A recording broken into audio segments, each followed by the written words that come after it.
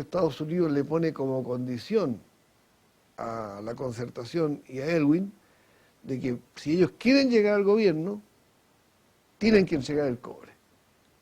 Porque Pinochet Pinochet, el régimen militar no había facilitado las condiciones para verdaderamente entregar el cobre, no obstante la ley que acabo de nombrar. Durante la época de Allende, el capital extranjero controlaba como el 12% de la economía chilena. Hoy día controla más del 80%. Y en esa época hablábamos de imperialismo, y ahora nada. Entonces, en ese sentido, la Concertación ha hecho un trabajito siniestro, que es conseguir que este modelo neoliberal, que ha desnacionalizado la economía en gran medida, se haya mantenido sobre pretexto que es democracia, ¿verdad? Y ha legitimado un modelo que nació ilegítimo, como este.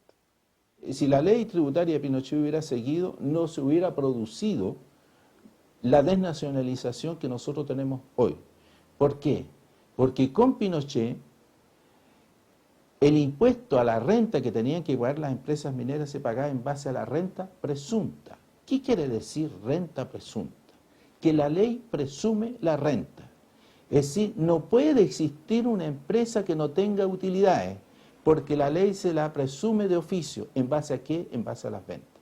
Es decir, una empresa vendía 1 tonelada de cobre e inmediatamente pagaba impuestos por esa tonelada de cobre, aunque hubiera gastado $1.000 millones en producir esa tonelada, la tenía que pagar porque es las ventas. En base a eso se pagaba el impuesto. Por lo tanto, siempre se hubiera tenido que pagar impuestos con la ley de Pinochet. Y por eso que la cambió la Concertación, sin discusión ninguna, en ninguna parte, ni en la prensa, ni en la radio, ni en la televisión, ni en el Parlamento, esa modificación a la ley tributaria pasó sin que nadie se diera cuenta. Hoy día, la entrega de los nuevos yacimientos de cobre no tiene precedente histórico, porque nunca se había hecho un regalo de ese tipo. Entonces, es notable eso, y claro, uno sabe que los recursos naturales se acaban.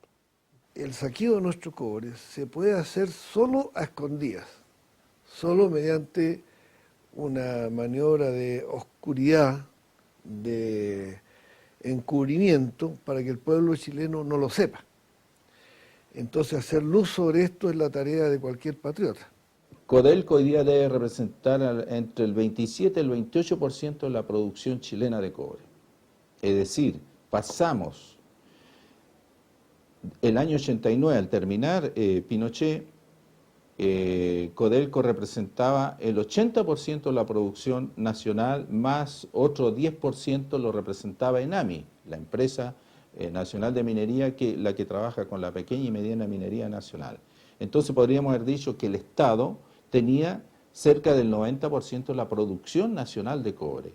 Hoy día el Estado tiene 28% solamente de la producción nacional de cobre. En resumen, bajo su opinión, como economista y como militante del Partido Socialista, las administraciones de la Concertación fueron peores que la dictadura en la defensa del patrimonio nacional. No fueron peores que la dictadura, fueron lo peor que ha existido en la historia de Chile. Lo que hizo la Concertación con el cobre, el daño provocado por la Concertación con lo que hizo en el cobre, no ha existido en la historia de Chile algo peor. Pueden ustedes recorrer ni siquiera la pérdida del salitre. Es tan grave como lo que se perdió en estos 20 años con las políticas de la Concertación. Porque no le podemos echar la culpa a la dictadura con la ley de José Piñera, porque no fue esa ley la que permitió la desnacionalización, sino que son las leyes que hizo la Concertación a partir del año 90. Entonces, peor que la Concertación en la minería no existe en la historia de Chile.